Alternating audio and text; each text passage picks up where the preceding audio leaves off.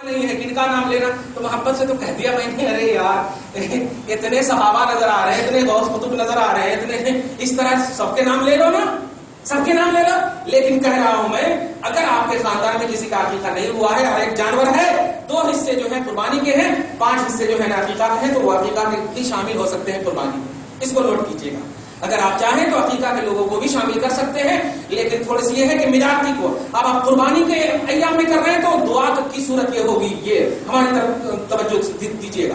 دعا کی صورت یہ ہوگی، مسئلے کتابوں کے حوالے سے بتائے جاتے ہیں کہ قبلہ کی طرف چہرہ کرنا چاہیے. میں کل وائس بھی بھیجا ہوں، قبلہ کی طرف چہرہ کریں، نہیں، چہرے جو ہے یہ 2 سین ہوتی ہے نا، تو اب آسمان کی طرف اس کے چہرے کو کریں گے، قبلہ کی طرف کریں گے تو یہ کٹے گا، یہ نہیں کٹے گا. اب کاٹنا یہ ہے، آپ کو یہ کاٹنا ہے نا بابا، اور یہ کاٹنے کے واسطے ایسے کرنا پڑتا، ایسے کرے تو یہ کٹتا.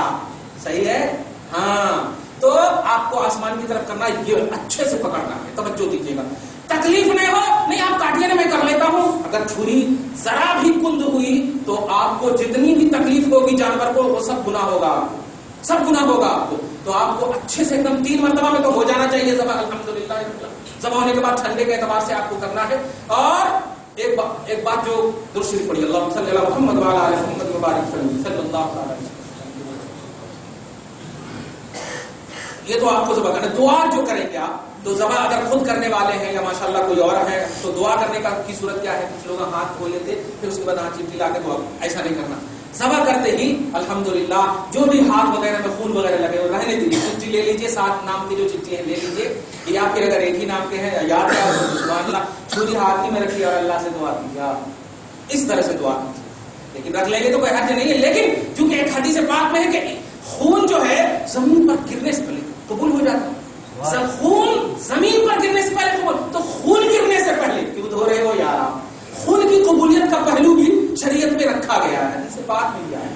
اس لیے آپ کو دھیان دیجیے گا کہ آپ بہترین سے ایک دم ایسے ہی دعا کیجیے. اللہ بس وہ جو عربی میں ہے وہ کیجیے گا الحمدللہ، یا اردو میں بھی آپ کیجیے، اللہ ہماری جانب سے یا فلاں بنت فلاں. ایک اور مسئلہ یہاں بتانا ہے کہ کچھ لوگ پوچھتے ہیں بھائی شوہر جو ہے کس کا نام لینا، بیوی جو ہے کس کا نام لینا، اور کس کا نام لینا. سب سے پہلی بات یہ ہے کہ قربانی جو کر رہا ہے اس کا نام تو آپ لیں، اس کا نام لیں، سب سے پہلی بات یہ. اس کے بعد کھل کر کے بیٹا جو ہے باپ کا نام لے الحمدللہ، اور بیوی جو اگر شوہر کے گھر میں ہے تو شوہر کا نام لے، اور باپ ماں کے گھر میں ہے تو باپ کا نام.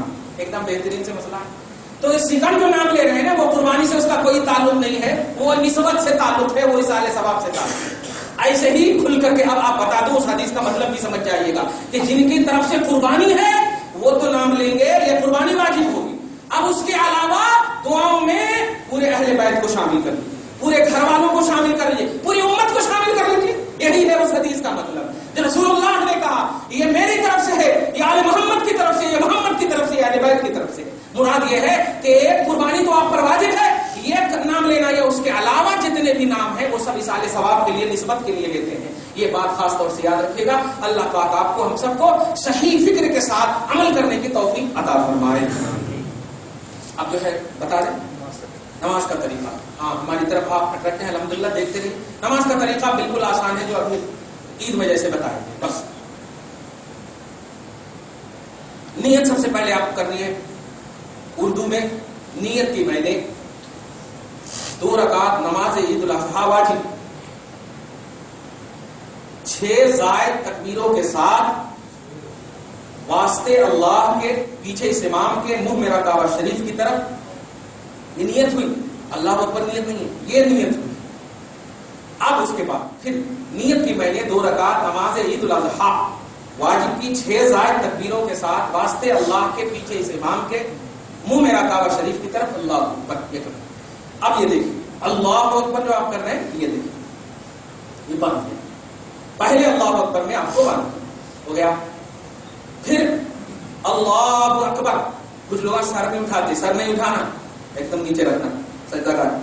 اللہ اکبر پہلی جو ہاتھ باندھنے کے بعد 2 مرتبہ بول کر کے چھوڑ دینا، تیسری مرتبہ باندھ لینا. اب امام صاحب کی ذمہ داری، یہ آپ کا کام ہے. اب ہے امام صاحب کی ذمہ داری. یہ ہو گئی پہلی رکعت. اب دوسری رکعت میں شروع ہوئے، امام صاحب کی پہلی ذمہ داری شروع ہو جا رہی ہے. پڑھ رہے ہیں. ضم سورہ بھی کر رہی ہے. اب آپ کو جو کرنا ہے وہ یہ اللہ اکبر اللہ اکبر اللہ اکبر اللہ اکبر، یعنی جب جائیں گے تو ہاتھ نہیں اٹھائیں اور نہیں جائیں گے تو ہاتھ اٹھاتے رہیں گے. آگے سمجھ میں اصل مغالطہ جو ہوتا ہے وہ 3 مرتبہ جو لاسٹ میں اٹھا رہے ہیں اور فرسٹ میں 2 ہی مرتبہ اٹھا کر کے، اس میں تھوڑا یہ ہوتا ہے. اس لیے آپ پھر سے سنیے، پہلی مرتبہ اللہ اکبر کر کے باندھ لینا، 2 مرتبہ چھوڑ دینا، تیسری مرتبہ میں باندھ لینا، امام صاحب کی ذمہ داری. پھر لاسٹ میں جب دوسری رکعت ہوگی امام صاحب قرأت کریں گے، الحمدللہ ضم سورہ کریں گے، 3 مرتبہ اٹھا کر کے چھوڑنا، چوتھی مرتبہ میں بغیر اٹھائے چلے جانا. یہ ہو گیا الحمدللہ. اب پریشان نہیں ہونا. چلیے